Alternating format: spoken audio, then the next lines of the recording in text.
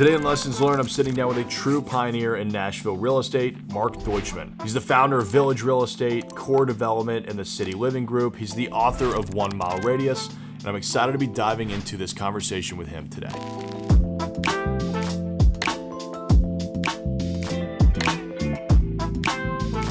Mark, October of 1985 was a pretty pivotal month for you. What happened then? I came to visit my buddy here in Nashville, Tennessee, and I never left. Why is that? Why'd you fall in love with Nashville? I really had gotten to know this person. Before I came to Nashville, I'd worked with killer whales for a few years up in British Columbia, and my little Zodiac had caught fire. I landed on an island. That's another story. And I ended up meeting this person who was a hermit with long hair at the time. And as it turned out, he was from Nashville, Tennessee. His family was in the real estate business. I came to visit after his father died, and I never left. Is that how you fell into real estate? Exactly. He lived in Hillsboro Village. It seemed logical for me to get a real estate license to help out with some of those assets. Yeah, that's how I got started. Yeah, and you talk about that story in your book, which I think is pretty fascinating. I mean, out on a boat by yourself, everything goes wrong. You somehow wash up upon an island and you know, find your mentor and your guide to Nashville, which I think is pretty interesting. I mean, you've described your early pitch when you got into real estate because you started focusing on Hillsboro Village as I sell homes within a 1 mile radius of Hillsboro Village, which became your book, 1 Mile Radius. Why is that? So my friend Joel Solomon, he was from the Social Venture Network group, and they use business as a tool for change. And he had already been involved in Hillsboro Village, just helping that neighborhood reinvent itself after Vanderbilt backed off. And they were starting to put together their merchants group. You know, I got involved. I joined the beautification committee. I started meeting good people, some of them with H.G. Hill and other real estate people. And people asked me what I'd do. And I finally came up with, I sell real estate within a 1 mile radius of Hillsboro Village. And they would say, is that all you do? It's like, yes, but you know, I feel like it's great value. There's some duplexes and triplexes. The prices are way lower than Green Hills and Brentwood. Vanderbilt's trying to pull all their people back to come to close to the medical center. Music people are moving here from Music Row. If you know anybody who wants to live near Hillsboro Village, I'm your guy. And that strategy sort of worked. Well, what a phenomenal elevator pitch, right? Because it gets the point across and it's so impactful. People are going to ask questions about that. But why, you know, when most people get into real estate, they try to do everything. There are shiny objects everywhere. How important was it for you to have a niche like that as you were jumping in? I think it's hugely important. I call it unique selling proposition. It's like, what do you do in the real estate world that nobody else does? You need to think about that, and when people ask you what you do not say, I'm a realtor, because there's a lot of other realtors. What is your 1 mile radius pitch? Because you need to differentiate or you'll be forgotten. How did you go from killer whales to real estate? Like, why real estate? Why not taking the corporate route or, you know, following some of these other paths in life? You know, even before, I was really a juggler. That's sort of my passion. And when I came to Nashville, I actually was a good 7-ball juggler. I was one of the best club jugglers. And that's how I really made my money when I first started here.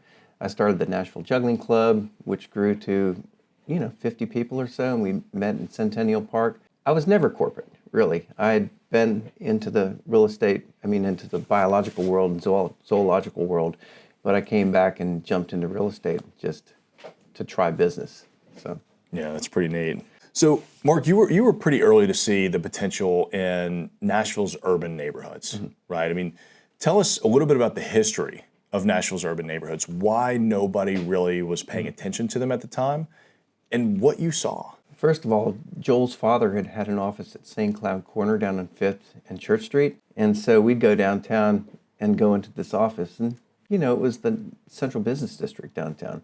But after 5 o'clock, it was like a hollow shell. There was nothing going on downtown. And it's like, wow, this is, here's Nashville, and it's a hollow shell of what it could be. And I've seen other cities like Vancouver. And Vancouver is really transforming already into their downtown.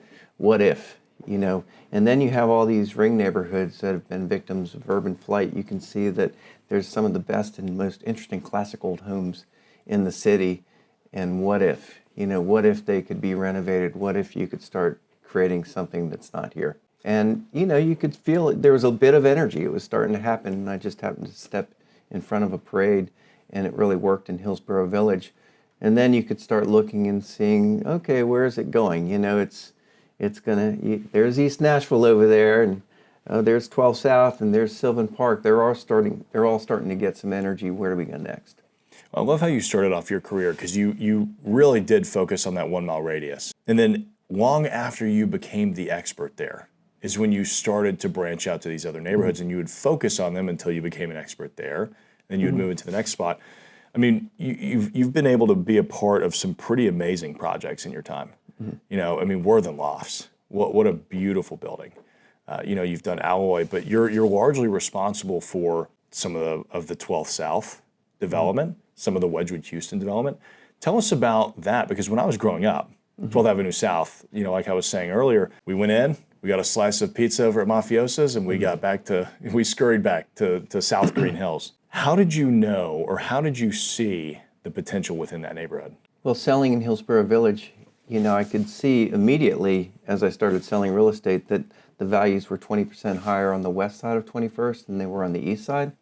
And then if you got over to Belmont Boulevard, they dropped again. So there were these really distinct zones that delineated pricing. And then if you got over to 12 South, they dropped again.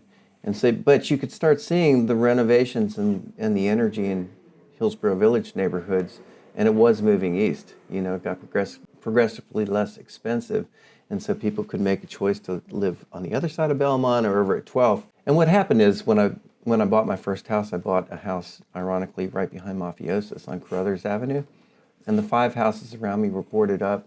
I lived in a house with some really interesting, the guy who did A Cable On was one of my roommates, and another guy who did Earth Matters. So I had some people who were really interesting folks who were looking to make sure that Black Lives Matter, early days. And looking at 12 South, they would introduce me to all the people on 12 South that I needed to know. But I moved to a company called Renaissance Real Estate Company, and they were very urban.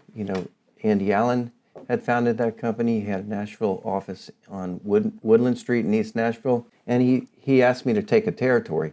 And I asked for 12 South, and Trasman Stoner had that territory, and they pushed me over to Hillsboro Village. So I took everything from Belmont to West End. But I said, is anybody doing commercial in this company? Because I'd really like to have 12 South as part of my territory. And so they gave me that. And so I took 12 South. I started really understanding the 54 houses, half of which were vacant. All the properties were semi-vacant at the time. So I started curating a little commercial knowledge. And then, lo and behold, I put together a little partnership with my buddy Joel Solomon, and we started buying real estate in 12 South. Probably 94, we started making purchases. Well, speaking of high vacancy, in these urban neighborhoods, you typically have some phenomenal adaptive reuse projects, and Worthen Lofts is one of those, right? It was the old Worthen bag factory that you converted into condos and lofts. What are the bigger challenges with properties like that? What was the biggest challenge you faced in bringing that to life? So that sort of was born out of, you could see that we didn't have any condos, we didn't have any lofts back then.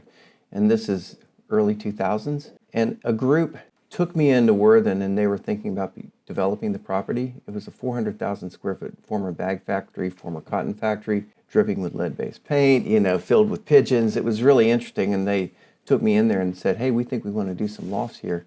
What do you think? Can you sell it? And I took my group from Village. We probably had 30 agents or 50 agents. I don't know. I took them all through, and they're like, oh my God, we can sell this. This is fantastic. The developer didn't come through, but I got so identified in getting that building done that I had to become a developer, and that's why I started a development company. That's pretty amazing. That's not an easy feat. How did you feel comfortable, or maybe you were totally uncomfortable, but how did you feel like this is what I have to do right now? Naivete is bliss, don't you think? That's right. Sometimes you just don't know what you don't know, and you just do it. In this case, in the end, Worthen Lofts became 351 loft units, but the first phase was 23 loft units. And we had to convince a bank to give us money, somebody who's never developed, to do a piece of a building that's on a 10-acre estate across from urban housing and various things in Germantown at the time. The only reason I think they gave me money is because there was a tax increment financing loan on the property that was in default. and the bank was either going to have to take back that bad boy, or they're going to give somebody else a try to see if they could save their loan. And they gave us $6.5 million to develop the property, and they just made one request. We had to sell all the units in advance. Wow. Which we did, and so that's how it started. So, how did you go about doing that when there weren't that many lofts or condos in downtown Nashville? Like, what was the marketing campaign? Frankly, people had been coming to me for years asking for lofts. They were moving from New York and other places, and I'd say, how about a nice, bungalow in Hillsboro Village? That's what we have here. And I knew where they all were, and so I went back and knocked on doors and said, "Hey, Dave Singleton, come in, we want to talk to you about a loft." I'd pull them all in, and there's a guy named David Powell. He's now with Hastings. Well, he had his company, and we ended up bringing them in as architects, and we held a sort of a mini charrette, and we brought in all these buyers, and we said, "We've got this project. We'll let you design the units. You can get as creative as you want. We just need to sell them. You have to make a commitment," and that's how we did it. Wow, that's one way to get the buyer buy-in. Yeah. I love that. That's such a great idea. That was the only phase we did that. Yeah. After that, well, I can imagine how complicated that can get. Well, it was fun because in that first phase, we had the ground floor units, and we gave the buyers the right to the basement units. It's like, if you want to, you can expand down. And the people on the upstairs, it's like, there's some attic units here. If you want to, you can expand up. So we did the base floors. We sold it in bays, like a 2-bay unit, a 3-bay unit, a 4-bay unit, two over 3. We had all these different stacks, but then the bonus was they got extra space that they could expand into. There's still people who live there today. Those are some of the most creative and interesting units at Worthen Lofts that exist. Oh, I bet. I mean, in my opinion, it's probably one of the coolest places in Nashville still to this day to live, just because of the history there. And unfortunately, Nashville doesn't have a lot of that anymore. No, we don't have enough of that cool old, pre-1900s industrial stuff to convert. As we were doing Worthen, Nashville was having conversations about downtown, and there was everything from Printer's Alley down to 3rd Avenue was in danger of being torn down for a parking lot. And wow. MDHA, Phil Ryan was the head of MDHA at the time, and he asked us to come in and take a look at the exchange lofts because it was going to get torn down. And we ended up figuring it out, and that was sort of our first foray down into the urban core. But that was in the early days when there were really literally less than 10 owned units in the whole central business district, so there was no housing to speak of. There was some rental, and Geronton had done the Cumberland, and Steve Turner had his place that required commercial code in order to build in Butler's Run, but there wasn't much there. And we started promoting the downtown, and I would take bus tours down there and tell people that this is happening. We're going to have a city with housing. It's going to be fantastic. And I'll tell you one more story since you brought up mafiosos earlier. Yeah. I was doing a bus tour, and this woman came on the bus tour she ended up in mafiosos in 12 South, and she had gone into the restroom, and there was a advertisement for the Crest Lofts downtown, and she called me off that advertising and said she wanted to buy a loft downtown. And I met her down at the Crest the next day, and ended up selling her a Westview, so she became like the 11th buyer in the urban core. And I'd been on those bus tours sort of joking, saying, "I'm going to marry the person who buys the next house in the urban core." And ha ha ha ha ha. Well, that's Sherry Deutschmann, and I married her. No way. I didn't know that. Yeah, isn't that funny? That's an amazing story. Yeah, I'm a man of my word. Hey, when you make a commitment as a realtor, you got to follow through on that. You got to follow through in your commitments, dude. What a great commitment. I mean, Sherry is just such an inspiring entrepreneur in her own right. I mean, her accomplishments, what an amazing individual. Yeah, she's amazing. Congratulations on that. I know, I got lucky, didn't I? That's great. I love it. I mean, talking about parking lots and bus tours, you're big on alternative transit, greenways, urbanism, right? Which I am too, right? Like in my perfect world, cars don't exist. We're able to take trains and buses everywhere. That's very impactful for creating the right type of neighborhood. Can you touch on, one, why it's so important to have that type of accessibility within a neighborhood, and two, you were president of the Greenways for Nashville. You've been very heavily involved in this through the Urban Land Institute. Why is it so important to you? First of all, I think a great city has to have has to be more than a car-centric society. And we have been that. We went to the suburbs, and pretty much all the urban corridors became access points to go to the suburbs, and they're built that way. And so you've got all these, everything's away from the street. Now that we have, the Choose How You Move plan that's been created, we have 5 priority corridors, Gallatin Road, Nolensville Road, Dickerson Road, you can begin to look at those corridors and you can think about transit stop, you can think about community hubs, you can think about attainable housing opportunities, you can think about attainable living and just living and working within that zone, or being able to jump on a bus that gets you downtown to your job downtown. So different than 20, 25 years ago when we didn't have an affordable housing problem, we have that now. We've had a city that's growing up, and you have to think about how do you keep the workforce in place, and how do you start creating opportunities for people possibly to have ownership and have the American dream when it's a little more difficult at this point. Priority transit stops and transit can make that happen. And so we have to be thinking about this. I say zoning and transit go hand in hand. You have to be thinking about how to curate a Gallatin, or curate a Dickerson, to make sure that you're creating these stops that service the people. I want to give you an opportunity to brag on yourself a little bit, but how much have the Greenways within Nashville expanded since your involvement? I mean, we have 111 miles of Greenway all the way to the outer limits of Davidson County. I was president during Carl Dean's term, and we were able to do 40 miles of Greenways. So we were able to build out the Stones River Greenway, the Mill Creek Greenway. We did a lot. Right now we're focusing on probably the hardest Greenway. We're looking at the City Central Greenway, which would be a 35-mile loop around the city with spurs. The urban miles are more difficult, but I'm on the Greenways Commission at this point, and I just keep talking about the next mile, because if you build the next mile, eventually you'll connect the dots and you'll be able to have that multimodal connected system that allows bikers and pedestrians to reign. Right. We have 10.5 miles under curation right now, and some of it's 440 Greenway of the City Central Greenway, some of it's going to connect to Centennial Park, some of it will cross over to Charlotte, and will go right down to the farmers market. That's a very exciting piece of trail that you'll have to keep an eye out for. Yeah, I can't wait for it. I mean, I use the Greenways all the time. Being in East Nashville, we've got a pretty big trail that runs through here. Yeah, that's my passion project, because I say what gets laid down stays down. And you think about your kids and your grandkids.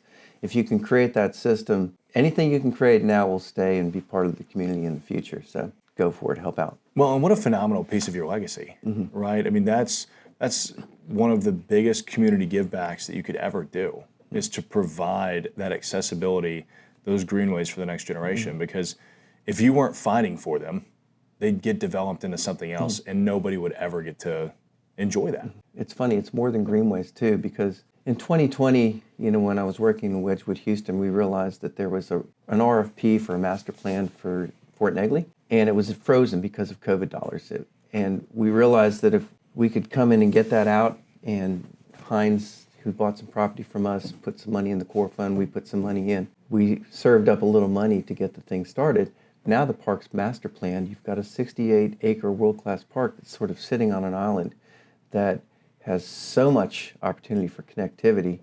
We're starting to curate what we're calling conversations about connectivity, and we're looking at the connection to Music City Center, the connection to the Gulch, the connection to the soccer stadium, the connection to Vanderbilt University, the connection to Edgehill, the connection to the 440 Greenway and 12 South. It's a little focal point for what could be incredible connectivity, and why not have those conversations? That park's got $19 million, so it's going to get started. It's a procurement phase. We just got the green building for an 18,000 square foot community center. Why not have the conversations when you're starting to see energy coming in to create something that everybody will enjoy? I mean, you've been a real estate agent. You grew Village to over 350 agents before you sold it. You're a neighborhood developer. You're involved in public advocacy. How do you juggle all of this? Because one of those is a full-time job. Well, I am a juggler, and I can keep 3, 4, 5 balls up, so I should be able to do this. It's really easy. nothing, yes. No, I think I've always thought about using business as a tool for change, and so the community building aspect has always been there for me. And working with the Village Fund and the Core Fund, servicing social profits, sort of feeds into some passion projects like a Greenway or affordable housing issues, some of the things that we need to continue to consider. Climate issues, sustainability issues, those are all in my wheelhouse. But it's like, okay, so you put a little time into that, you put a little time into core development, you put a little time into City Living Group and Village, and whatever. It's a life. It's sort of it's work-life balance, in my opinion. It all feels pretty good if you put it all together. Yeah. I mean, Mark, you've had some outstanding successes in your career. What was the biggest mistake you made? And what did you learn from that? I mean, I can sort of relate it to right now. It's like things are moving fairly quickly. Prices change, interest rates go up. You know, what you thought you might do 2 years ago may not work now. So don't count your chickens before they hatch. But I sort of relate back to the recession. You know, I was selling a lot of multifamily residential for developers like the Icon and the Gulch and Rolling Mill Hill and, you know, all these different projects. And I came into the year with 1,800 pending contracts and 4 core development projects underway, thinking, my God, this is going to be an incredible year. But I started thinking about all the things that could happen if it was successful, not realizing that there was something called the Great Recession coming down. And by the time some of those people were finishing their projects, there were no buyers anymore and financials had changed. And I think the thing that I realized, and this is my biggest takeaway, is that not all developers are created equal. Some have the fortitude, some have the balance sheets, some have the authenticity to continue and fight through the project and get it done. Some react to difficult situations differently. Some treat others, you know, well, and some don't. And I learned that, you know, okay, some people just lost their projects. They couldn't hold on to them. The bank swept them up and they were gone. We might have sold 95 units at Rolling Mill Hill, and it's not necessarily their fault, but those developers didn't have the capital to endure the hardship. Others, you know, really sustained and maintained, and we got the project done and honored the buyer commitments, but not without some pain. Some scrapped their projects. You know, there was just different things that different people did, and we learned a lot about the cycle. And I know now, you know, what you know then, you know now, and some people have come back and they may choose, maybe I don't want to work with that person anymore, because my wife likes to say, it's like, you know, if they tell you once who they are, believe them. What do you think it is that made you so different? Because in the Great Recession, there were so many developers that went belly up, they lost everything, they threw the keys back, they ran off to Mexico and became fishermen, right? What gave you the grit to sit there and fight through it? Well, even though I had 1,800 pending contracts, I mean, I didn't close 1,800, but I still closed 500, so I had some cash flow. And we were fortunate, I think most fortunate at Worthing Phase 4. We had 120 units. It was a big phase that we started closing in March of 2008. So we got like 78 closed before October, which when things really started melting down. And then I think we had started to pivot to something called a cottage series project. And so we were moving out and doing the West End stations and the Gale Parks and the Chesterfields. We were just starting that project, and it seemed like that was like condos sort of got a bad taste in some people's mouths. And somebody at the Tennessean kept saying bad things about it, and I said, quit doing that. You know, condos are great, you know, and urban living density is great. You're polluting the environment. But the cottages did not have that, and so it was a safe type of project. And so we had a couple of those in the works. So we just timed some things pretty well. One of our projects was a condo project in Hillsboro Village, but I knew that market so well from my history that we were able to sell that out in 2009 when everything else was melting down. So maybe just a little blind luck and some good timing, and you know, I'm in it. You know, I'm in it to win it. I'm in it to make a good city here in Nashville, and so I'm not like leaving. I'm not leaving. I think that's the big thing, though. You have a higher purpose. Yeah. This isn't just a money-making scheme for you, right? There's people that get into real estate because they just see, oh, you can make a bunch of money. For you, it was, I mean, of course, we're not doing this solely for charity, although you have a lot of charitable endeavors. It's also, you have a higher purpose of building better neighborhoods and building a better Nashville, which that's what can help push you through times like that. Yeah, and you know, so we're creating the 1 mile radius neighborhoods. We're looking at livable, walkable communities. We're looking at how the social profits might benefit and how it affects people.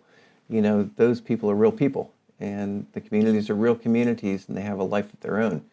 We just curate something and it starts growing up. You know, there can be wins and losses in the same, you know, sometimes it's good, sometimes it's bad, but if you're coming in and coming back to the well and touching something a few times, some of them are better than others, but you know, you take your lumps and you move on when it's not so good. Yeah. Well, Mark, over the last 40 years of being in commercial real estate, you've probably learned a lot of lessons, as we all have. If you could go back to yourself in 1985 and give yourself any advice with regards to real estate or business or people, what would it be? I mean, for me, it was sort of blind luck again to step into a city that was ripe for a great brand. You know, I'll just say one thing. Nashville is very fortunate to have a brand.